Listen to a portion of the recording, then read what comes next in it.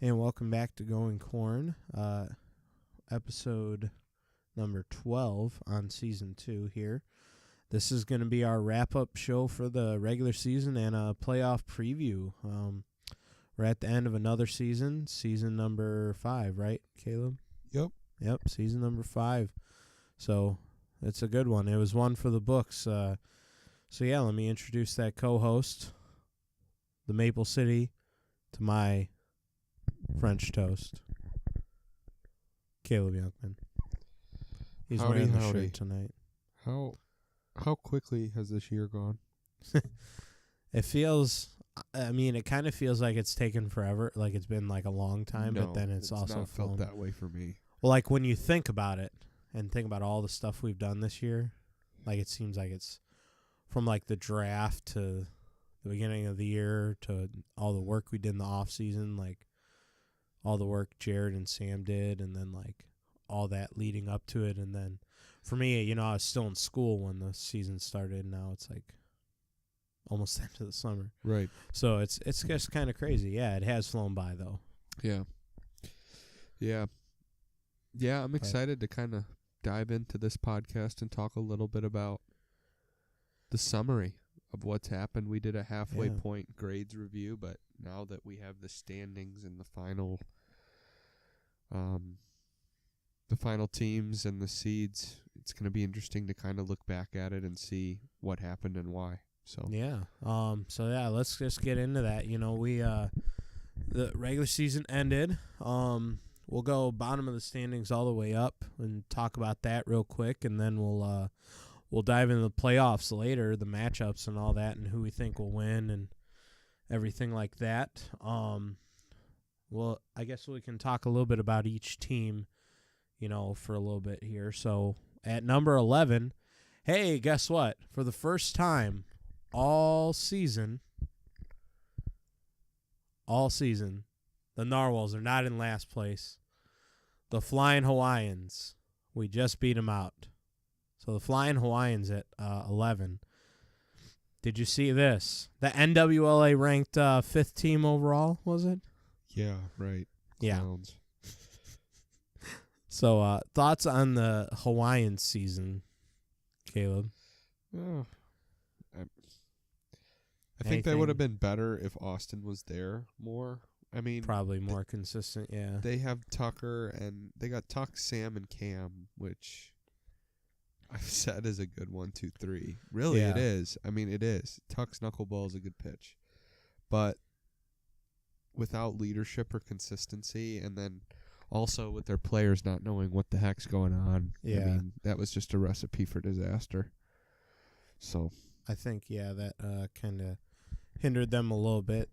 Austin played pretty well when he was there, but I think they could have used that consistency if they knew, okay, Austin's going to be there every week. We got the lineup. We're good, Right. But he's like calling up the super fans to play, which like no one ever thought was going to happen. And even last week that had to happen because Sam couldn't make it. A rare Sam Stahl missing, the last game of the season. But right. It was a up and down season. It was all kind of it was filled with a 2016 fantasy basketball situation of Austin Umlauf trying to trade everyone and his brother for Devin Booker, trying to ship him off his team. Austin, I'm not trading you Varlan for Gerlach. Yeah, the Varlan trades are just it's outrageous. What's crazy though? He's only made those moves all year. He dropped Shane and Tapper. That's the only moves he's made. Do you realize that? We've been saying for a while, but it doesn't sink in. So. Yeah. So Narwhal's at 10. Overall, I think we played pretty well. Rough start to the season. My team has switched a lot. Just first year ownership was a little bit rough for me. Just trying to figure out kind of, who to plug in, who to put, trusting people to, do the right things. So I think when I got Jackson, it really turned around. I really had somebody with me that I could trust and, go have somebody that I knew I could, go to work with and him be there and support me and be positive and, Yeah. He really helped change, and help me stay more calm throughout games. I was throwing bats and stuff and benches at the beginning of the season. I when I signed Jackson, it's like I kind of said, I got to set a good example for my team. And, we've had a lot of, I rotated between. I forgot. You yanked that bench. Oh, my word. Well, the bat was the more impressive thing when I looked at it. You went apeshit on that bench. Yeah. Oh, my gosh. I was playing on Harambe when that happened. When you got Colin Peters, and no what was offense, wrong Kyle, but Kyle, you're bad that week. Peters is a stud. That kid can play. $8 salary, lowest in Leroy history, yeah. And we had Sam Gramala and Lauren Ashby play. I'd rather have Peters than Jake Altoff. Well, at least Jake Altoff was $16 salary. Is it worth the cell Just phone? saying, though. I don't know. Just saying. But, that's... Well, what you learned, which is good, is the draft is huge. Oh, yeah. The draft is what's... You've had a great rest of your year. Yeah.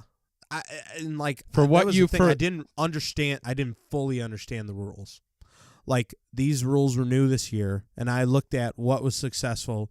Oh yeah, Jeremiah shows up late a couple weeks. That's fine. Like, everyone's okay with it. It's been fine. But no, if you can't make it, then whoops, big salary hit. That's what happened with that week. That week changed a lot of things for me. It was. I don't want to talk too long about my team, but I mean, that's kind of. Well, no, but it's important to note is that you look at the root issue of a lot of problems for a lot of teams, and you can look at one thing, and you look at the success of a lot of teams, and you can look at one thing, right? So I think that's the biggest lesson for you've learned this year is that the draft. It's not about drafting always the most talented player on the board. It's drafting the best fit for your team and what you want to see. And I think you learned that this year. And I think you've done a great job with the hand that you dealt yourself. Not giving up, not caving in. And you came back and fought and clawed and got yourself to 10th place. And, and I kind of rotated through that number 2 spot for a while. I had Kyle Schaff, which that kind of turned out meh because, he turned out to be a pretty good player, but. At the time. Well, and you also learned not to trade a good 4. Well, yeah. I mean, Rob, the thing is, Rob would have given me the ability to sign a really good number 2 at like almost $40. I could have had a 50, a 40, myself and Rob. Yep. But the bottom 2 there would be kind of rough. And I think that's kind of what Eric, I love Rob, but he is, he is a true 4, Yeah. He has a higher salary. He's like 1, I think, right now. But we still finished really well. I mean, we were 3rd in runs scored. We gave up a lot of runs, but we scored more than the Badgers, who are considered a great offensive team, right? And we were 1 run behind the Sultans. Wow. So a lot of positives there. Mitch has been, I mean, I'm telling you, those 2 guys, that's been us. That's been the Narwhals, is us 3. So, all right, next, Truckers. They drafted really well, kind of opposite of what I did, but they got a lot of salary and then went out and signed Vogus. That was a big ad. I think he's kind of steadily gotten better throughout the season. He's kind of in that number 1 spot for them. Well, there's one storyline to the Leroy Truckers being where they're at. It's one thing. It's Jack Hilligans. Oh, yeah. You can't. No, the number 1 pick. I love. Is not on their team. Jack is my dude. I love Jack. I've had so many good interactions and conversations. I've gone out to breakfast with Jack a few times. But if you're going to take an investment in a $50 player and eat up cap with him, he needs to perform. And when he plays at a $39 level, it leaves you handicapped. Yep. So, and that is what it is, because if you're going to and that's the thing, if you're going to base your roster on somebody like that to eat that much cap, and you don't find his replacement or don't get him out quick enough to get someone salvageable in there, you're going to put yourself in a hole. And that's what happened. So, I mean, and who was going to predict that he was going to be that bad and that he wasn't going to play at that level? I get it. Tim did a good job of bringing in other guys to try, but Tim needs a very specific player to fill his ownership mindset and how he approaches things. And Jack seemed to be the prototypical fit, but he didn't play well. So, I mean, now I can't blame it all on Jack, but if Jack plays better, I'll put it to you like this: if Jack plays at his salary where he signed him for, the Truckers have at least 4 more wins. Yeah. At least. Yeah. At least. I agree. I mean, Jack was supposed to be the big bopper. You know, last year he had a great season. You know, over 30 home runs. Right. Like, he was great. You know, for the Ovens, we had a good, offense, but he just couldn't carry that over. And then the pitching's always been his thing of, like, he can either be on or he's just off. Right. And this year he's just been off a lot. And do we call it the sitter syndrome or what? No, it's not that bad. No. Well, dude, I mean, Sitter was like a $50 player, and then he was 20-something the next year. I haven't even heard of Sitter in the past. Well, because he can't. He's the same thing as Jeremiah. Right. It's too much of a risk to say, yeah, he's gonna be in my lineup. Dude, I still am good with Jeremiah. Every time, the couple times I've seen him on Leroy, I tell him I appreciate everything, and I just no hard feelings, but it's just like you can't have him on your team, right. like, and trust. Well, with the salary cap, so yeah, absolutely. But yeah, that I agree though. The Truckers definitely, that's kind of what has been. Could have had them higher and out of the death bracket was Jack if he would have played. Oh, they would have been in 5th place right now. Yeah, if not 4th. Yep, so for sure. Clams, man, what a season for them. Between my team being a 1st or the Clams being an 8th, those are has to be the 2 storylines of. And they just dropped out of that 7 spot, but I mean, it's Matt. That's Matt. Well, no, it's no. not. It's about 40% Matt and about 60% Ashby. Yeah, that was tough, but he also took the hit with Sitter too. He took he did. Hit the same week I did, because we both thought they were going to come. Yeah. He lost $4, I lost $8. Yeah. And so that hindered the salary for him, but yeah, Ashby too not coming was a thing. Like, right. She had told him, "Yeah, I'll come for a couple weeks." Yeah. And just never did. So right. I mean, and you think of Matt Dykstra, then you get a flashback to the past few years where he's been a dominant pitcher. Oh, yeah. And then this year with his arm and shoulder being so messed up. So and that's bad. Legit. Like, there's nothing he can do about yeah. that. But it's just facts that, between Gibson not being proven and between Lucas having a down year for his potential, the Clams aren't where they're supposed to be. And, I mean, am I sitting here just stunned that they're in 8th place with how this league has shaped up? No.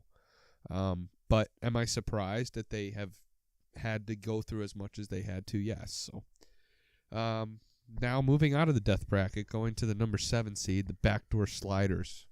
8 and 12. I don't know how they got out, but ranking.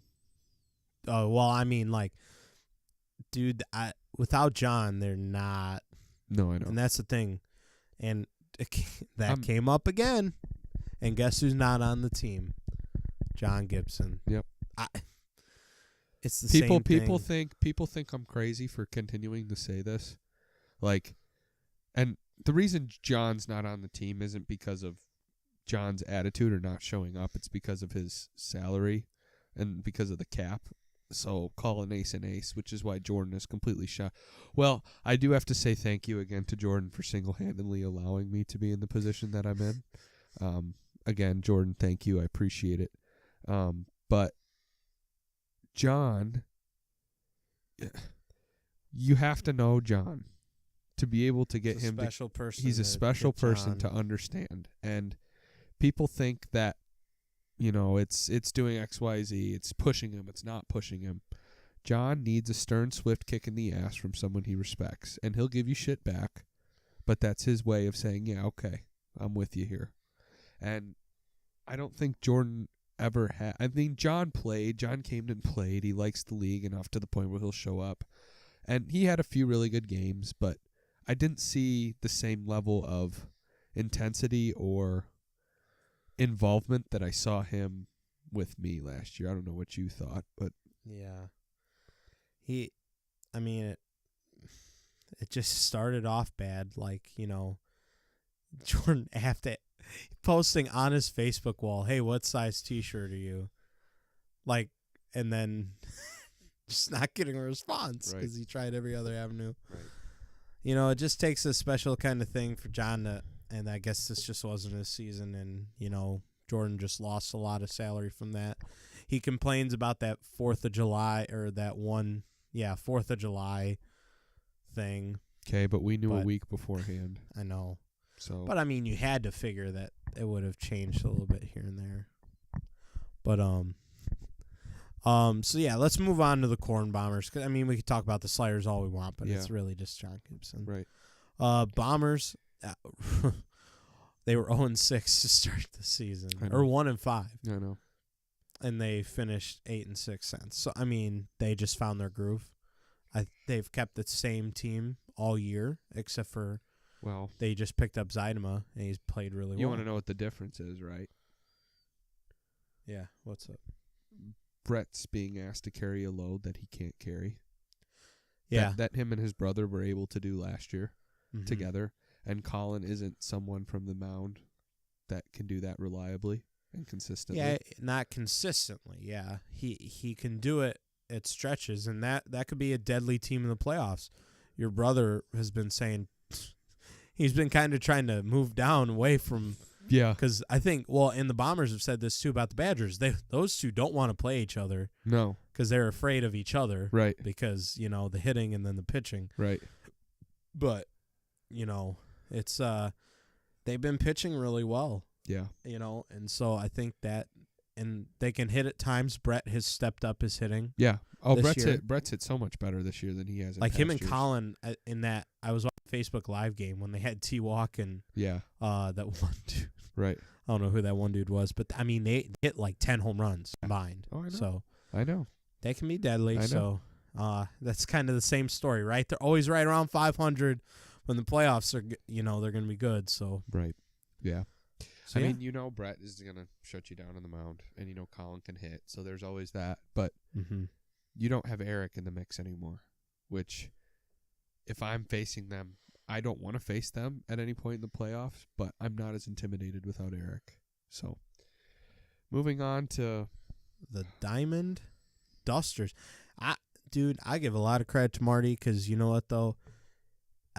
Yeah, he has gotten lucky with a lot of free agents and stuff throughout the season, but he's played really well. He's kind of helped his team, and he's found ways to win. And he made it to 500 when a lot of people thought at the beginning of the year he was going to be dead last. Yeah. So, yeah. Give him some credit. But yeah, I know you are just like, especially, he has gotten lucky. That's part of it. But, yeah, I don't know. I'm just never a big proponent of, and again, this is where there are aspects of me and your relationship that make us super similar and make us, click well while we work together. And then this is one big one that we will always disagree on, is keeping someone over a relationship versus business. Yeah. And that was my big criticism of Marty, is that I think he could be a 14-win team if he makes the move to drop Al when Al was playing as bad as he was. I mean, it's no, and I don't know. For me as an owner, that was a black and white thing. I mean, I don't know a single owner that would disagree with that. No. Would you? No. Oh, yeah. That was the salary he was at. Yeah. I mean, like I said, some rumor mill that, Al's not necessarily stuck to that Kermit spot yet. But anyway, but yeah, no, that was a big story for them. Is if he wasn't, they should have done that move earlier to put him on that Kermit or something to reduce the salary. Yeah, and try and sign it. And they have him now back on the Kermit, but it's all different with John Edingenberg, and we'll get to that in a minute. Right. But John now being on that team with Marty, I think Right. they have a good 1-2 spot for the playoffs. They do. With Rob there and with Luke Prince. Anyway, so yeah, that's the Diamond Dusters. Not the storyline there for the year was Al. Right. So Right. Anyway, so let's keep moving. We got the Badgers, the Sheriff. For as good as I his think they've team is, underperformed. yeah. I think they have. I mean, I thought they And were there's the been a one couple seed. weeks where he, like 1 week, he just said, "Oh, Shane and Wes don't need to come," and Right. then Wes was gone so there was like 3 games without Wes there. Makes a difference. Then one where Jumpin' Joe was there. Don't That even was- get me started. Hey, he struck out Tapper. That was the highlight. That would've has to be one of my favorite things, even though I wasn't there. Just my favorite things of the year was seeing Joe Yunkman I would have loved to see him out in at his the prime. Leroy grounds. I think he could have been nasty in his prime. Oh yeah, no, man. for real. No, oh yeah, I dude. bet his pitch. Would I have been seen dirty. that pitch Yeah. on the video. Your mom. It was like it was eastbound and down. I'll tell you that Oh, much. but I mean, I've had this conversation with my brother. He's not been pitching well nope. this year, and He's that's not. been. He's never been a dominant pitcher, but he's been always in top been 10. He's always been a 3.5 ERA. Yeah. But his ERA is high this year. Oh, yeah. What is it? I need to see. Yeah, I'll I'm talk looking while right you do now. that, but I mean, that has been he's blown a few saves this year. He's 6.35. He gets in a lot of those 5 counts now. Yeah. Whereas before he could have that slider, that fastball, Right. and it's so hard to track it. That's Right. why it's for his whole motion is Right. what helps him out there. Right. But I'll even go this far and say it. The Badgers win the title if Jared pitches well, absolutely. without a doubt. Oh, absolutely. if Jared gives Wes up, has been carving people. oh, he looks dirty. He looks dirty right now. And Shane and Ryan may give up a few runs, but they'll hit enough to get him back. Yep. So if Jared throws well, it's without a doubt. If Yeah. Jared doesn't throw well, I think they can still make a title run, but it's more in question. Yeah, for sure. And because unless Barnes isn't thrown great, but he's thrown well he enough. does enough to- as a 4. four, He is yes. a good 4. Right. you So, know. I mean, I think I'm not saying it all rests on Jared because obviously the thing about he's the the league X now. factor though. Yeah. But his- he's the 2 of that team. He needs to play like it right. because your 1 and 2 in the playoffs cannot give up runs. Nope. Absolutely not. You're right. So, You can live with the 3 and 4, but you cannot as a 1 and 2 give up runs. nope. Like you and John, like that's how you lost that series last year. John gave up runs. Yep. You cannot give up runs as a 1 Right. and 2. You're right. So, Absolutely. Sultans, whew, man, they looked on the fast track to be the number 1 No. seed No. to close everything No. down. No. They No. were. No. Yes, they were. No. Shaft, They were and him, beatable. those are all 3 They were all-stars. beatable with that team. All-stars. They were beatable with that okay, team. but how many games did they lose? I'm not 3? saying that they were on track to be I'm not saying that they weren't a bad team, but they were not the best team even with that team. No. They were I beatable. think so. If James doesn't give up 8 runs against them, we beat them going away by at least 6. No way. Okay. No way. And I knew it too. They didn't even know what the hell was going on. They literally said, and I quote, give us any 4 in the league and we beat every single team. Yeah. That's no.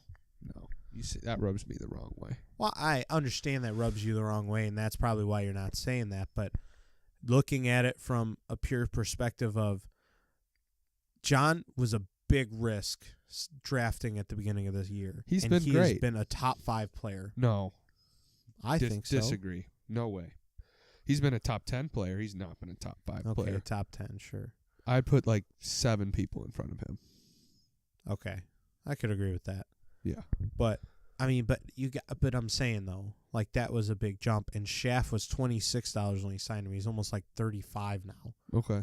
So I mean, the way, and then Robbie's just Robbie. Robbie's good. Robbie's Right, good. Right. Those 3 can win games, and that was what they were thinking with Micah. But then the salary, man, they just But that's they my did point. not- That's my point. they Yeah, were they so were cocky. crazy. They were crazy talented, but what does it take every year to win the league? It doesn't. It's not just talent, ownership, leadership, moves, consistency.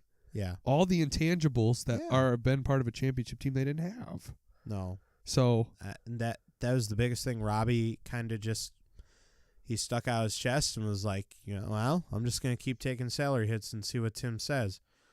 Well, Tim drew the line in the sand. Well, you can't play them. Right.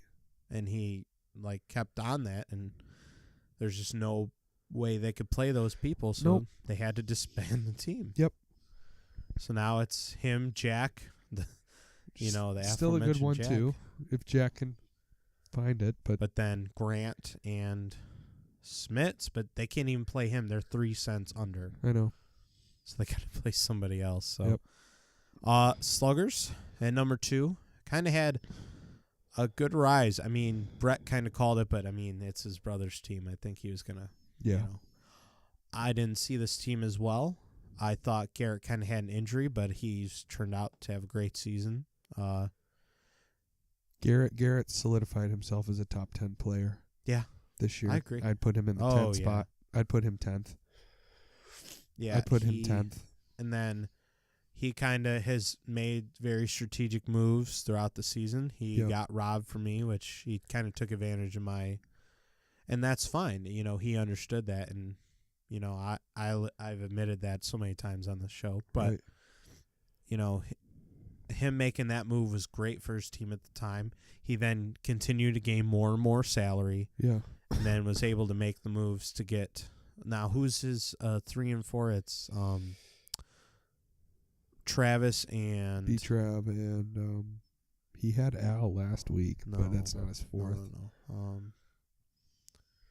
Let me look real quick. Yeah, but so Jason Hilligans. Yeah. Yep. Who's continued to raise his salary, so the former liner. That lasted real long. Yeah, But, shotgun and beers.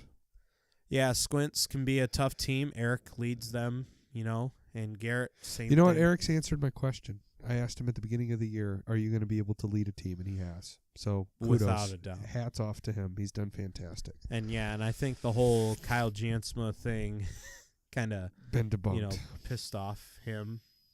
I mean, it's not. I still think when you look at the time of what happened there to his offensive season this year, he has far stepped up above what I thought he was capable of. He's a better player than Kyle Jansma after this year, without a doubt. But at the time, when I looked at it, the frame of that's what I saw. Yeah. But anyway, and then number 1 team, fuck, it's freaking ridiculous. But the Liners. But it's about they got people there. They got enough salary. They got Alec. He's turned into a really good player, and Hayworth and Deckinga have been adequate enough. They've been consistent enough to throw strikes and get people out and have people make plays behind them. And, that's what it takes. So we haven't won pretty. No. By any stretch of the imagination. Matter, if you're winning games, you're winning games. So. Yeah. Yeah. I mean, those two have been great. And, I mean, Alec. You're going to run out of $13 players to draft, though, so see you later next year. Yeah, right. Bye-bye. I don't know what I'm going to do, but, I mean. I'm not drafting you if you're not an owner. So. You're not? Oh, jeez. JK. Alec's been the key piece. If I don't have Alec, I'm not in first place. So he's, I don't know. I did my top 10 before I went into the podcast, and I have him 8th on the depth chart. Who? Gerlach, 8th in the league. Yeah. He's a top 8 player. He has to be up there, yeah, for sure. So, so that's the rankings. That's everybody. That's year in review. Yep. So let's go ahead and start talking about these matchups. We first start. Let's take a quick break. Yeah, that'd be great. Yeah, we've been talking for a while. So. Yeah. All right. We'll catch you on the other side. And we're back. All right. So this is how we're gonna do the rest of the show. We're going to do a little playoff preview for the first round games, and then we're gonna briefly give who we think will go through and win the whole thing. Talk about those. we won't talk in depth after the first round because in the playoffs we might want to have another show. So we'll talk about those matchups more in depth then. But so we'll just kind of give our general who do we think is going to win it all, and then we'll take some questions that we forgot to answer last week, but we'll get them done this week for sure. So first, let's get to the first games that are going to happen. The death bracket. So you got the Clams and Hawaiians, and then the Truckers and Narwhals. So the Clams and Hawaiians. Who do you see winning that matchup? What's the storyline there? So these are one game, right? Yes, one game. This is a 3-game series. It would be easy, but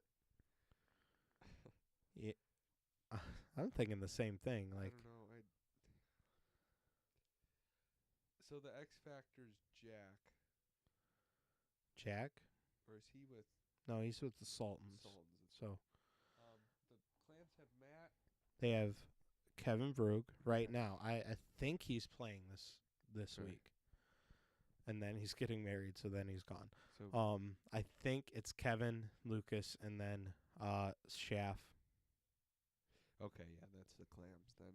I mean, that's a lot of offense right there, and the and the Hawaiians throw a ton of slow pitch counts. So, I'm gonna say Clams, but not as much of Confident as not you. as much of a beatdown as what I'm sure people think. Well, because they're still 8-12. Right. With that kind of, I mean, Schaff, I know is new and he didn't play last week, but Yeah. still, like, they're 8-12 teams. So we'll see. And then if Matt can't pitch, Right. what is he gonna do? So, Right. so yeah, I agree. I think the Hawaiians can pull the upset though, Yeah. just if Sam and Tuck are good, and Tuck and Verlon are hitting some home runs. Right. Because that's their offense is Verlon and Tuck, and Right. Tuck is their ace. Yeah. And so, Yes. And then we go Narwhals Truckers.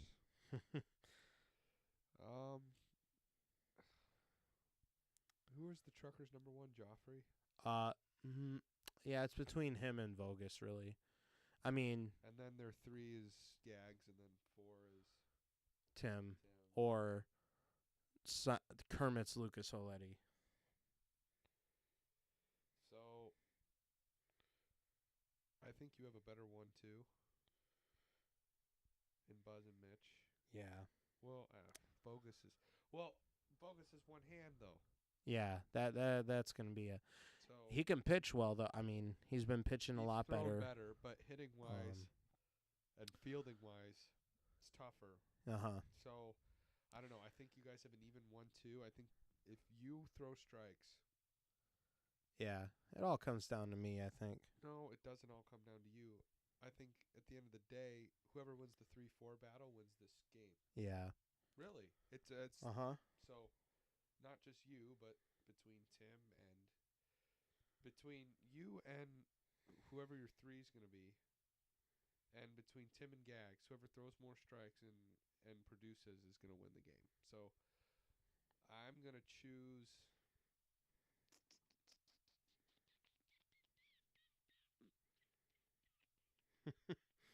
Don't take so long.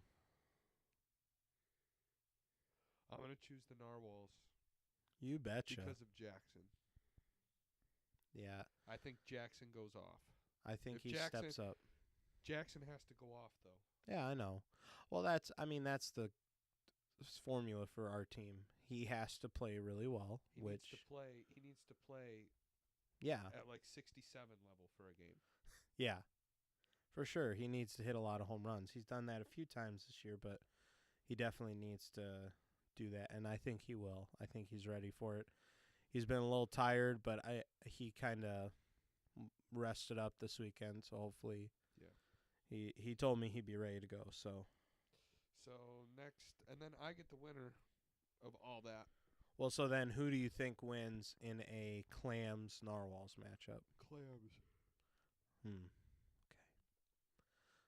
I'm going to take my team. I think we can beat them out. Shaft can be inconsistent, And then if Matt's off, I think we can hit off of him. We've already beat him once, so. Mitchell has to throw twice. The reason why I say it, Mitchell has to throw twice. And I think seeing Mitchell twice, then you're 3 and then you for 4, they could put up a lot of runs. And if you guys can't match that production with Jackson hitting 4th, I think it could be tougher. So then I would see the Clams. And it's now official now. Al Friedman's on the team. Al Friedman is now a narwhal. You betcha. He's gonna have some playoff success. He's gonna come through big and crush the Clams. All right, here we go. Alrighty. So, so 1-8 matchup then. So you're saying Clams and you. Yep. I think in that matchup, I think you would prevail. I think you guys would overcome kind of the deficit in pitching they have.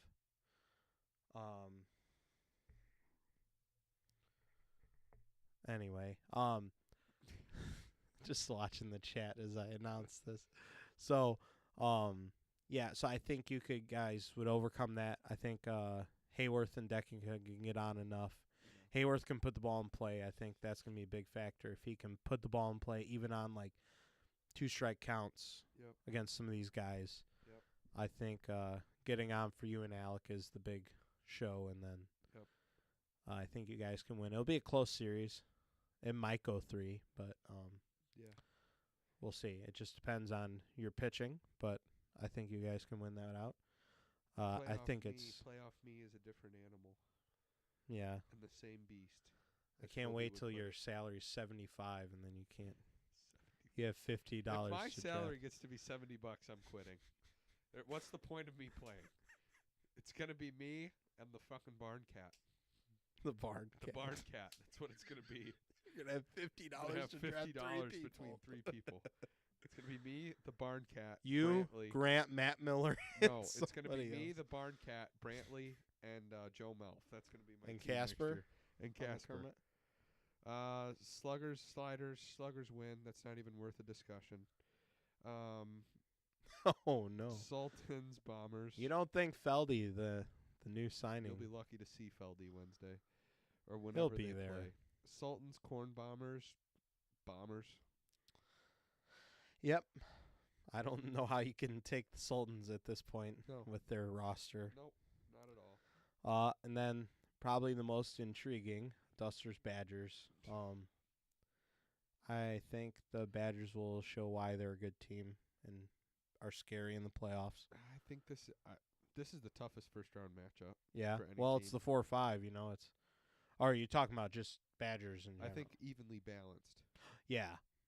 I mean, yeah, they're the 4-5. I mean, they're right there in terms of. But even the weird thing is, like, even though we have the Bombers both beating the Sultans, I think the Bombers are going to rout the Sultans. Oh, yeah.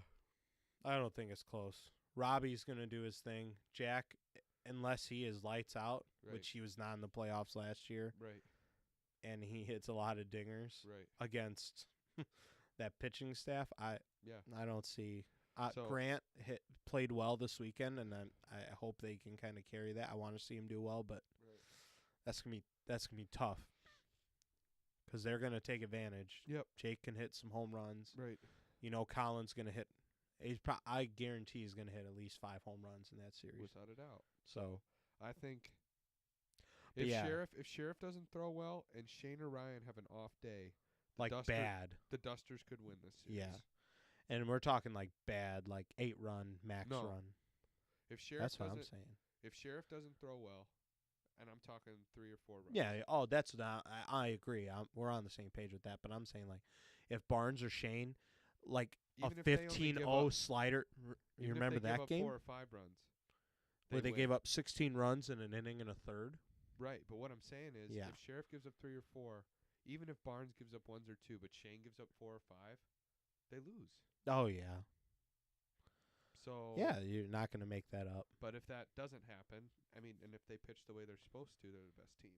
Yeah. So they are.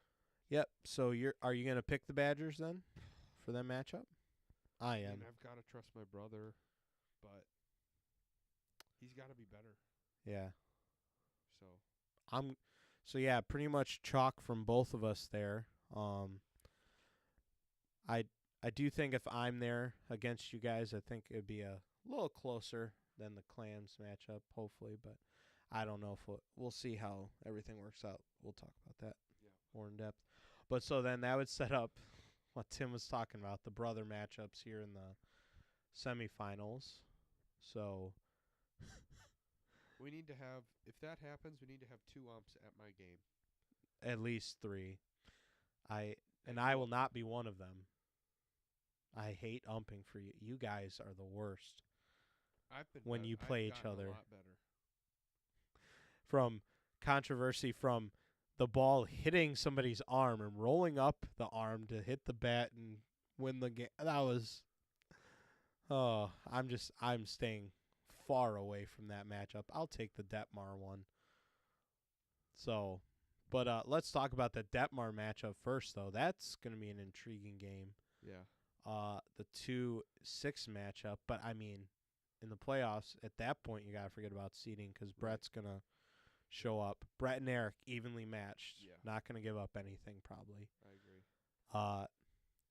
2s, Colin versus Garrett. That's going to be a battle. Let's get into that when it happens. But who would you pick for that matchup then? We're not. Well, I thought we were going to go all the way. Whatever. Let's do it later. Okay. We're going to need material for another show. Okay. Very positive person over there. Yeah. All right, so let's just go to the questions then, since my co-host doesn't want to talk anymore about the playoffs. I hate the playoffs. Oh, I hate the playoffs. Why? Because you lose before the championship? I have a title, thanks. Okay. Anyway, Big K-Zone guy, a.k.a. Grant Reinhout, a.k.a. Little Tapper, asks, will I be on the Sultans for the rest of the season? If not, what team is next? Yes, you'll be on the Sultans for the rest of the season. For one round of the playoffs where you get bounced. Do Greg and Caleb think, from Juan, or Brett Detmar, do Greg and Caleb think there should be any changes to penalties next season? This was when he was about to not be able to field his full team. I think owners should get one freebie. Yes, that's the only thing. I think the penalty structure the way it is good. Yep. It sucks when you get hit with the penalties, but if you have that 1 week where, like 4th of July week, a lot of people had trouble with that. Yep. Then you could say, okay, I'm going to use my one-time, pass for this week. Right. And, it would suck, and, Tim probably would never go for it, but I think that's something that we have to consider. If there's not going to be a restructuring of the salary cap, being able to at least say, okay, there's 1 week where 2 of my guys get sick or have emergencies or family stuff come up. Right. And I'm going to take $6 in hits like I did the 1 week. Right. With $8. Right. Yeah. I mean. Yeah, it's tough. So. Yep. I think that'd be the only thing. Does Austin have a better shot at winning Owner of the Year or the All-Star Skills Challenge? Skills Challenge? This isn't even close. This is like a unanimous 105-0 vote on we won that. It last year. Yeah, I know. But I'm saying, Owner of the Year. That's a joke. Yeah. When you miss 4 weeks, I'm not winning either. I don't care, but I'm saying. Did Greg like playing Fortnite? I still play Fortnite, Grant. Just don't play it as much anymore. Sam will miss a game tomorrow for the first time in almost 2 years. Will the national anthem be played? Yes, it was. It was wonderful. Who will be in the death bracket? Let me think about who's going to be in the death bracket. Anyway. Bad question. Who will win? We talked about that. I'm going on mute. Well, these were last week's questions. So, who will win the death bracket? We talked about that. Will it be more exciting than the rest of the playoffs, the death bracket? Do you think? No. I think Brett's idea was cool about how he wanted to try and get every owner to not play on that day, but somehow the Sluggers and Sliders didn't get that memo, and they're playing on that day too. But I'm hoping that people will come out. We've had a lot more fans. I hope people will come out and watch these teams, and they're good teams. You know, we want to support our World Series and championship matchups. You know, our semifinal and overall winners. So hopefully that will not be true, Sam, but could be. And then let's see, who has the best duo on the mic for broadcasting games? I don't know. I mean, I guess the super fans. Yeah. Just They they talk yell a of lot. shit. Yeah. So okay. There he goes. He made the playoffs. Yeah, right. But that's all right. It's fun to watch. But that's something we need to revamp for next year. So Yeah. and then who will be owner of the year? No, not you. Yeah. Nope. Why not? Nope. Who else are you gonna give it to? Not Sheriff, I'll tell you that. Nope. Not Robbie. Definitely not Egg. I would say Marty. So that'd be my pick. Yep. Can't win it all. Yeah, we're gonna rename our award show the Caleb. So and then just let him talk for 20 minutes and then cut him off. So Okay. Because we're gonna make our own awards this year too, by the way, because this is ridiculous. So anyway, we'll talk about that later. But yeah, so that's it for questions. That's it for the show this week. Lots of good stuff happened. Oh, let's before we go, I want to talk about our tournament. Oh, Tournament went well. Yeah, I don't know why we forgot to talk about this. I Yeah. don't know. Thanks to everyone that came out. We had 9 teams, almost everyone full. We had 2 people not show up that day, but that's... Well, one of them tuned into the Periscope, but... Caleb was very happy about that. You can go rewatch that on our at Classic Wiffle on Twitter if you want to watch the championship game. It's a little windy for when the did audio. I go on my rant? About 4 minutes into it? Oh, it's a few minutes in. About 10 minutes or so. But it was a great playoff. We had a matchup against the Sliders, which had Chris Bartley, Ryan Lidster, and wait, did I say Jordan Moselle. Ryan Lidster? Yeah. Oh my God. Kyle Lidster. Kyle. Oh my God. Bartley, Lidster, Moselle, and Quinn, who was missing. Ironically, Quinn was at the social. He left early, so I think he had some Yeah, emergency. he may have had an emergency. So, versus the Boilers, the team of Bo, the Brian, Reef brothers and the played Reef really brothers, well. and So they did. No, yeah, it was a good tournament. the rain pretty much held up for most of the day. We only had like one time where we had to really stop because it was really heavy. Yeah. But everyone played through most of it. Went through really well. So I think it was a fun time. We look to build upon it next year. If you have suggestions, please let us know. You know, we're open to ideas for next year. So hoping to get more teams in there. Yeah. But yeah, I thought it went overall very well. Thank you to Caleb for helping me out that week. We both did a lot of hard work, but Caleb really got on the fire and called and got a lot of people signed up and made it happen. So thank you for that. Well, no, don't take credit away from yourself. We both did a ton of work on it. But and you know what? The one thing I would say is that the best advertising is word of mouth. So if you listen to this and you enjoyed the tournament experience, or you know anyone that would, we can put out as much promotional material as we want, but nothing will ever be as powerful as a conversation. So it would be great to have that for next year as we're trying to grow it. So and thank you to Friedman Associates for their sponsorship of the tournament. We were able to get a lot of new balls, so that was really helpful. Thanks for that. And I wish we could have put. That's something we're gonna look into more broadcasting, so we can get those logos out there and stuff. Well, yeah, and with the rain, it was just. My quick plug for next year is going to be my role for Leroy is shifting a little bit to take a big. I'm vice commissioner now, but to start to take some commissionary stuff away from Tim, from an organizational perspective. So as we get and wind down towards the end of the year, be looking out for that as I start to restructure some things and how we run things from an organizational perspective as well. So yeah. Yeah, we want to give you a thank. I mean, we're not done yet with the shows. We could drop the big announcement. What we're going to be doing.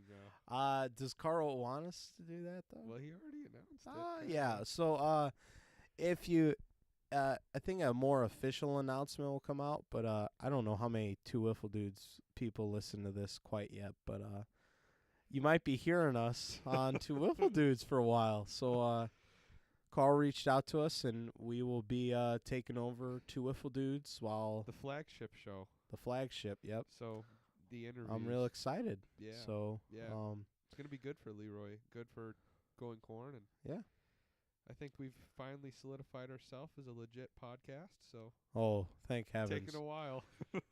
From starting with Tim Wilcher as the co-host to now me and Caleb. So yeah, looking forward to it. Yeah, so from those off months, it'll be good to be able to put out.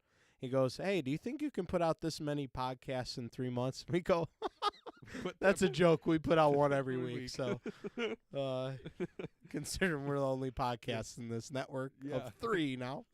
Yeah, what happened to Strike Zone and Fireside? I think the fire got snuffed out a little bit. Cricket. But yeah, so thanks for everything this year, everybody. I'm sure we'll have another kind of end of the year talk about, maybe the playoffs. But yeah, I think that's, this is going to be one of the last shows. We'll do an award show. Be tuned to at Going Corn LWA on Twitter. And we'll reach out in some other facets for awards. We're going to come up with our own fun awards and different stuff that people will vote on, not just stat-based awards where Caleb wins everything. Do the stat-based award show, right? Yeah, we're not doing that. So come on, why not? Because okay, I'll announce all the awards right now. Okay, here we go. Batter of the year, pitcher of the year, MVP, Mr. Leroy, Iron Man. Guess who won them? Miss Caleb Youngman. Okay, cool, exciting show. Yeah, rookie of the year is Jackson Bezia. Most improved is J-Deck. Deckinga. There you go. There's your show right there. Boom. Boo. You want to hear your name 5,000 times, you selfish butt? No. Thank you. No. All right, so. It's just, it was close for a while. Yeah. No, honestly. I know it was. I honestly did not think I was going to get better. Well. But then Jack stopped hitting homers. Yeah. Still hits, but he's still over 5-something, but. Yeah. Long Either way, season. we've been talking into this mic for a long time. So, yeah. That's going to do it for Going Corn for this episode. And hope you enjoyed. And until next time. This has been Going Corn. See ya.